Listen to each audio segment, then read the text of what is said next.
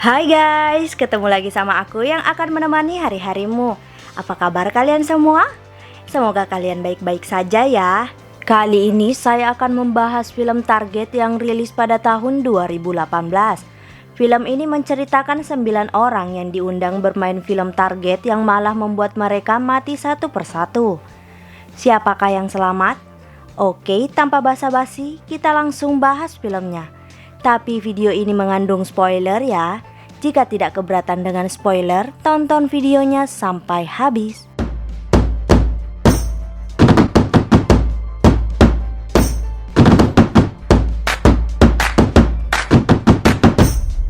Film diawali dengan diperlihatkannya Hipsi yang sedang mengunjungi rumah Radit untuk membicarakan undangan syuting film Target. Saat Radit dan Hipsi sedang membicarakan undangan syuting film Target, tiba-tiba saja datang Romy Rafael yang memiliki tujuan sama, yaitu membicarakan undangan film Target. Jadi mereka bertiga mendapatkan undangan untuk syuting film Target yang akan dilakukan selama 1 hari di suatu tempat terpencil. Anehnya undangan itu dikirim melalui email dan tidak jelas siapa pengirimnya. Setelah berbicara panjang, akhirnya mereka sepakat untuk menerima undangan syuting film Target. Esok harinya mereka datang ke lokasi syuting film Target yang lokasinya telah dikirim melalui email. Ternyata bukan hanya mereka bertiga yang bermain film Target. Ada Cinta Laura sebagai mantan pacar Radit, Willy Dosan yang dulunya pemain film action sekarang jadi ngondek dan namanya berubah jadi Wince, Samuel, Abdur, Ria Ricis, dan Anggika. Di sini kita diperlihatkan jika para pemain film Target ada 9 orang. Mereka semua terlihat bingung karena tempat lokasi syuting yang telah ditentukan tidak ada kru yang bertugas. Mereka yang sangat bingung memutuskan untuk masuk ke suatu rumah yang ada di sana untuk menunggu kedatangan para kru. Saat mereka memasuki rumah tersebut, mereka melihat sebuah tulisan yaitu ganti baju lalu makan. Mereka yang melihat baju yang ada di sana berpikir jika baju itu adalah baju untuk syuting. Akhirnya mereka memutuskan untuk mengganti baju dengan baju yang telah disediakan. Setelah mengganti baju, mereka pun makan makanan yang telah dihidangkan. Namun saat mereka sedang makan, tiba-tiba satu persatu dari mereka tertidur, yang dapat disimpulkan jika makanan tersebut ada obat tidurnya. Lalu kita diperlihatkan mereka semua terbangun di suatu gedung tua. Mereka terlihat kebingungan dengan apa yang terjadi. Saat mereka sedang kebingungan, tiba-tiba saja sebuah monitor yang ada di gedung itu menyala. Kamu takut nggak? Enggak lah, tempat kayak ginian doang mah nggak ada yang serem. Masa nanti bakal ada yang...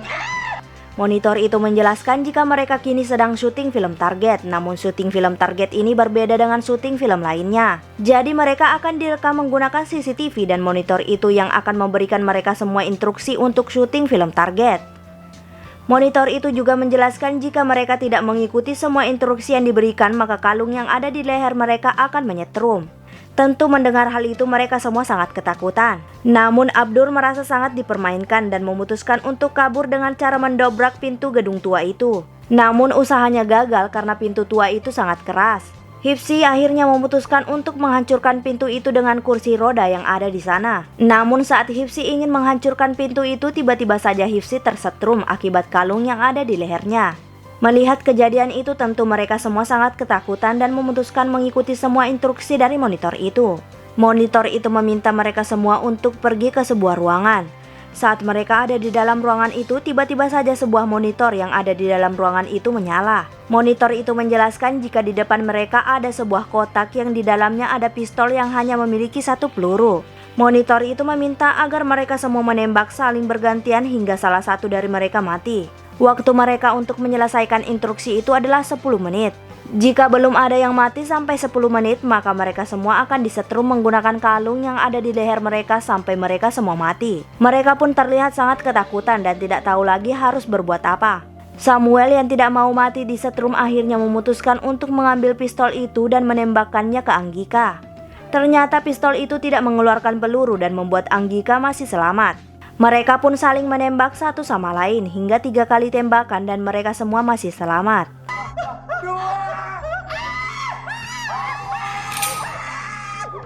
Romy Rafael yang mulai tidak mempercayai jika pistol itu memiliki peluru memutuskan untuk menembakkan pistol itu ke dirinya sendiri. Namun naas bagi Romy Rafael karena pistol itu mengeluarkan peluru dan membuat Romy Rafael mati seketika. Secara bersamaan monitor menyala kembali dan meminta mereka semua untuk meletakkan Romy Rafael ke dalam peti mati yang telah disediakan. Setelah menaruh Romy Rafael ke dalam peti, monitor itu meminta mereka semua ke ruangan yang ada di lantai 2 pada gedung itu.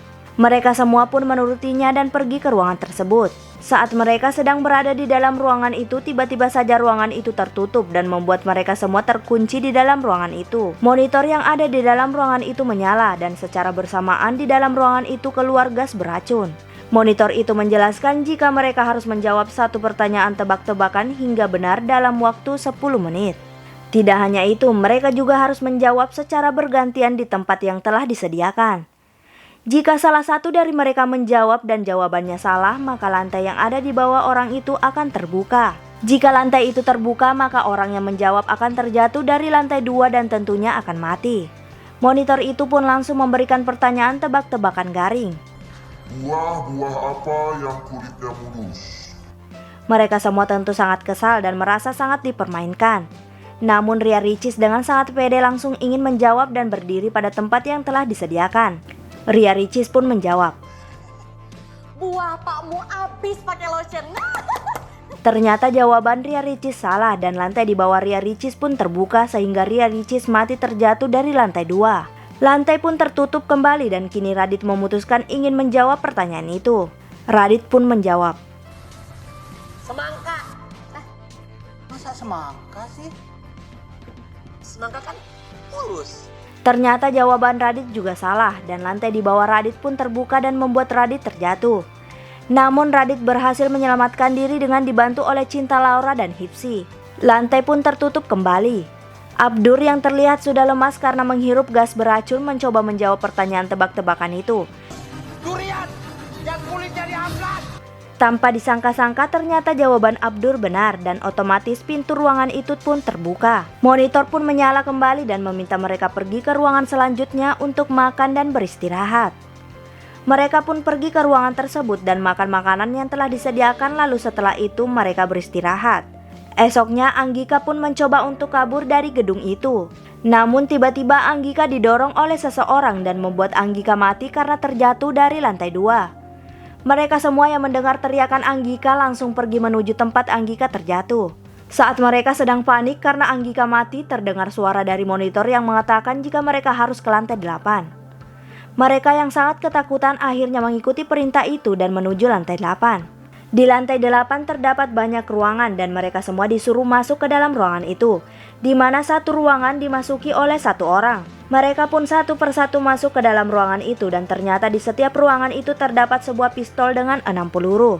Monitor itu pun menyuruh mereka semua untuk membunuh satu orang di antara mereka menggunakan pistol itu. Orang yang dapat membunuh satu orang maka akan dinyatakan berhasil, sedangkan orang yang tidak bisa membunuh satu orang maka akan disetrum dengan kalung yang ada di leher mereka hingga mati. Akhirnya satu persatu dari mereka meninggalkan ruangan itu untuk bersembunyi di tempat yang aman. Sedangkan Samuel dan Abdur langsung mencoba saling bunuh menggunakan pistol yang ia dapatkan dari ruangan mereka. Pertempuran mereka berdua terlihat sangat sengit, sampai kedua pistol dari mereka kehabisan peluru. Akhirnya mereka memutuskan berkelahi menggunakan tangan kosong sampai mereka berdua lelah dan memutuskan untuk berhenti berkelahi.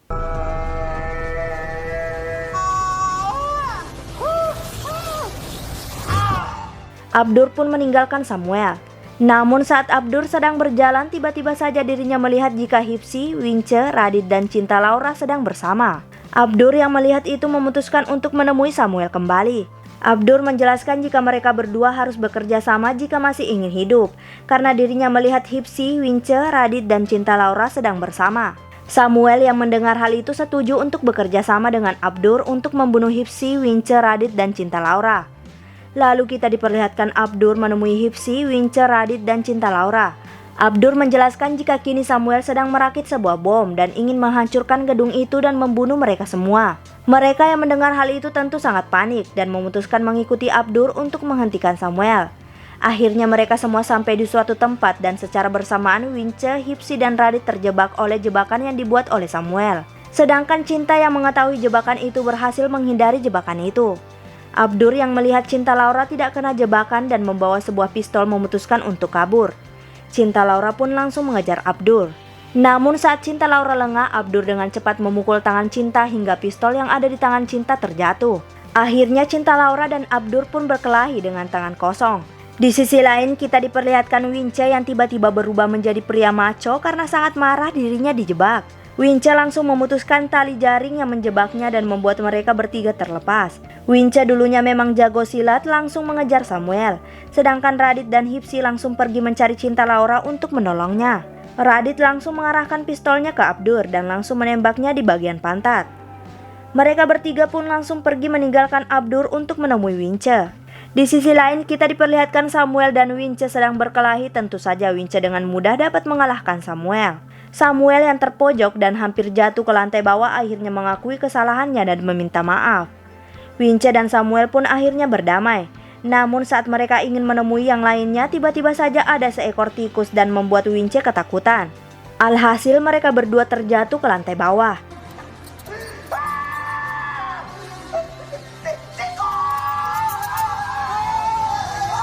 Cinta Laura, Radit, dan Hipsi yang melihat mayat dari Samuel dan Wince terlihat sangat kesal. Cinta Laura, Radit, dan Hipsi akhirnya memutuskan pergi ke lantai atas pada gedung tua itu. Ternyata di lantai paling atas pada gedung tua itu ada satu ruangan yang terkunci. Cinta Laura pun mendobrak pintu itu dan ternyata di dalam ruangan itu ada seorang pria yang memakai topeng. Tentu pria bertopeng itu adalah orang yang memberikan instruksi-instruksi kepada mereka melalui monitor. Hipsi yang melihat pria bertopeng itu langsung mencoba melawannya. Sedangkan Radit dan Cinta Laura memutuskan untuk kabur karena melihat sebuah bom aktif yang ada di ruangan itu. Bom pun akhirnya meledak.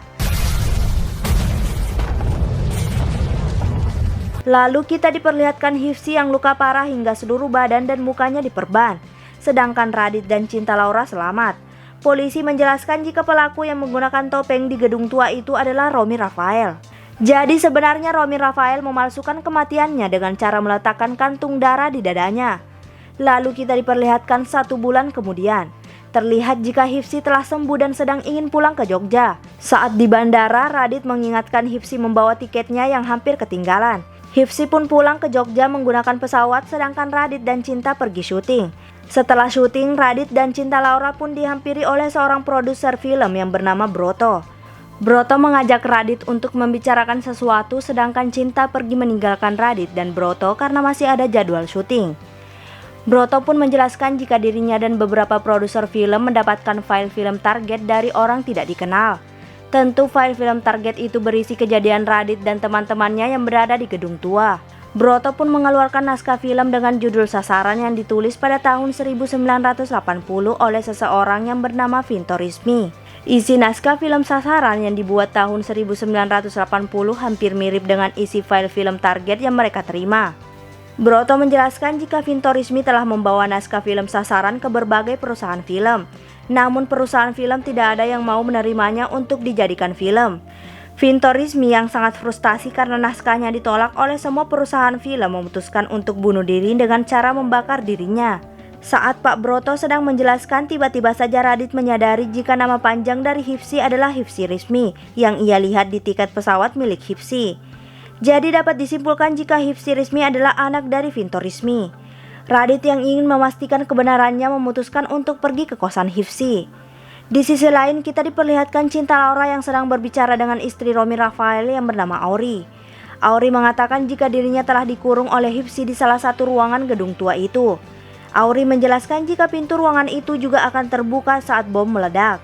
Jadi di sini dapat kita simpulkan jika Hipsi telah mengancam Romy Rafael dengan mengancam akan membunuh Auri jika Romy Rafael tidak menurutinya. Awalnya Cinta Laura tidak percaya dengan yang dikatakan oleh Auri karena menurutnya Auri hanya ingin mencoba menutupi kesalahan Romy Rafael. Lalu Auri menjelaskan jika laporan polisi telah keluar dan mengatakan jika sebenarnya kalung yang ada di leher mereka tidak menyetrum. Cinta Laura menyadari jika 9 orang yang ada di gedung tua itu tidak pernah tersetrum akibat kalung yang mereka pakai selain Hipsi. Jadi dapat disimpulkan jika Hipsi hanya berpura-pura kesetrum dengan kalung itu agar mereka semua tidak berusaha untuk kabur. Cinta Laura akhirnya memutuskan untuk pergi ke kos Hipsi untuk memastikannya. Lalu kita diperlihatkan Cinta Laura dan Radit secara bersamaan sampai ke kosan Hipsi. Mereka berdua akhirnya masuk ke dalam kosan Hipsi dan terlihat jika Hipsi memiliki foto Auri yang sedang disekap. Kemudian mereka berdua melaporkan Hipsi ke polisi. Di akhir film kita diberitahu jika Hifsi melakukan semua itu untuk mewujudkan naskah film sasaran yang dibuat ayahnya agar menjadi sebuah film yang dapat ditonton oleh orang banyak. Dan film pun berakhir. Jika suka dengan channel ini, mohon di subscribe, like, comment, and share. Jika ada film yang ingin dibuatkan alurnya, komen aja. See you!